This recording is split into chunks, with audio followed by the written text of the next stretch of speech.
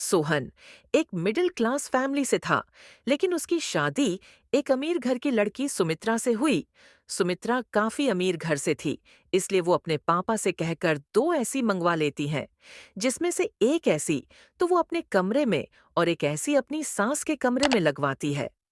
सुमित्रा बहू, ये मेरे कमरे में ऐसी कब लगा और किसने लगाया ये ऐसी?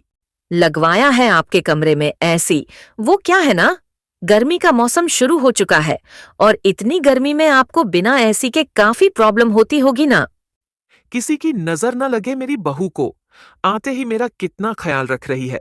मुझे परेशानी ना हो इसलिए मेरे कमरे में एसी भी लगवा दिया। विमला इतना बोली रही होती है कि तभी वहां बड़ी बहू सोहनी आ जाती है। सुमित्रा, मेरे साथ किचन में चलो, आज तुम अपने हाथों से खाना बनाना। वो क्या है ना, मुझसे इतनी गर्मी में कोई काम नहीं किया जाएगा। वैसे भी मैं मांझी के लिए कुछ ज्वेलरी और साड़ी लेकर आई थी, तो वो मुझे उन्हें दिखानी थी। अच्छा, कोई बात नहीं बहू, फिर कभी बना लेना खाना। सोहनी बहू जाकर तू ही बना ले आज खाना। सोहनी को ये सब बड़ा अजीब लगता है, लेकिन वो ज्यादा ध्यान नहीं देती और ऐसे ही कुछ दिन गुजर जाते हैं। सुमित्रा, आज ढेर सारे कपड़े हैं, आओ कपड़े धोने में मेरी मदद करो। लेकिन मैं तो माँ जी के साथ बाहर पार्लर जा रही थी, तो बाद में चले जाना। घर का काम जरूरी है या पार्लर जाना? एक दिन अगर तू कपड़े धो लेगी तो क्या हो जाएगा, इतने सालों से तो तू ही धो रही है। सोहनी बहू चल, हमें पार्लर के लिए लेट हो रहा है। सुमित्रा विमला को अपने साथ पार्लर ले जाती है। ये सब देख सोहनी को गुस्सा तो बहुत आता है, लेकिन वो कुछ नहीं कहती। हमेशा यही सोचती थी जब उसकी देवरानी आएगी तो वो दोनों मिलकर जिम्मेदारी को संभालेंगे, घर के सारे काम करेंगे।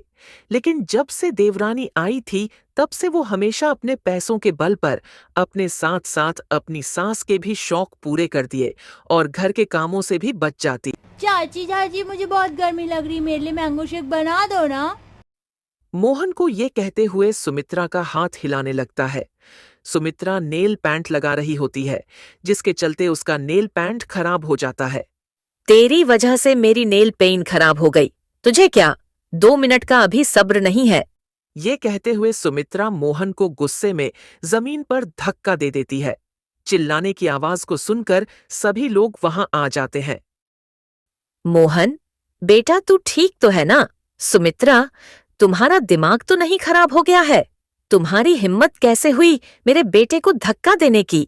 एक तो जब से आई हो महारानियों की तरह दिन भर आराम करती रहती हो, आज तक घर के किसी भी काम को हाथ नहीं लगाया।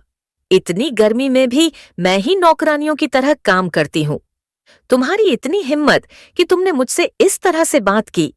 जानती भी हो मैं किसकी बेटी हूँ? बस, अब मैं अपनी इंसल्ट और बर्दाश्त नहीं कर सकती। मैं तुम्हारे साथ इस घर में नहीं रह सकती, मुझे बंटवारा चाहिए।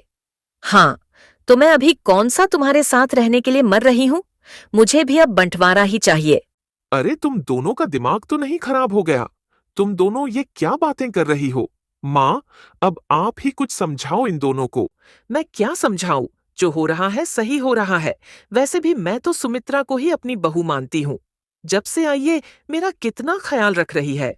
गर्मी में सबसे पहले इसने ही मेरे लिए ऐसी लगवाया, रोज मुझे शॉपिंग करवाती है, आइसक्रीम खिलाती, और कल तो हम लोग स्विमिंग पूल भी गए थे। मैं तो सुमित्रा के साथ ही रहूंगी। विमला के फैसले के आगे अब कोई कुछ नहीं बोलता था, जिसके बाद अब हल्का व्हाइट पैंट लेकर आती है और सबसे पहले हॉल में लाइन खींच देती है। साथ ही साथ बाथरूम, किचन, डाइनिंग टेबल, यहाँ तक के फ्रिज पर भी लाइन खींचकर उसका भी बंटवारा कर देती है।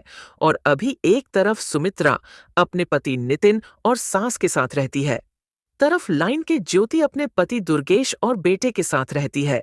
सुमित्रा बहू, बहुत भूख लग रही है, जल्दी से खाना बना दे। क्या क्या कहा आपने? मैं खाना बनाऊंगी। मैंने अपने मायके में आज तक चाय तो बनाई नहीं, और आप मुझसे खाना बनाने की उम्मीद कर रही है। ज्यादा भूख लग रही है तो खुद जाकर बना लीजिए।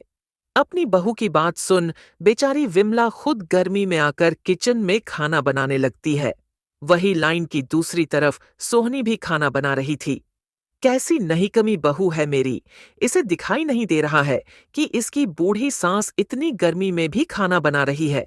ये नहीं आकर कुछ मदद कर दे। मन सोहनी को कोसने लगती है और खाना बनाकर वहां से चली जाती है और ऐसे ही कुछ दिन गुजर जाते हैं। विमला देखते हैं कि सोहनी लाइन के उस तरफ अच्छे से झाड़ू पोछा करके साफ सफाई कर रही है। लाइन के इस तरफ वाला घर किसी हीरे की तरह चमक रहा है, वही उसके वाला घर किसी कूड़ेदान की तरह लग रहा था। सुमित्रा बहू उठ जा, पूरे घर की सफाई कर दे, पूरे घर में कचरा फैला हुआ है। तुम बहू है इस घर की, ये सब तेरा काम है। माँ जी तो आप भी इस घर की बहू ही हैं। उठिए और जाकर साफ सफाई करिए। इतनी गर्मी में मैं तो इस एसी के सामने से नहीं हिलने वाली। सुमित्रा की बात सुन बेचारी विमला खुद ही उठकर घर की सफाई करने लगती है।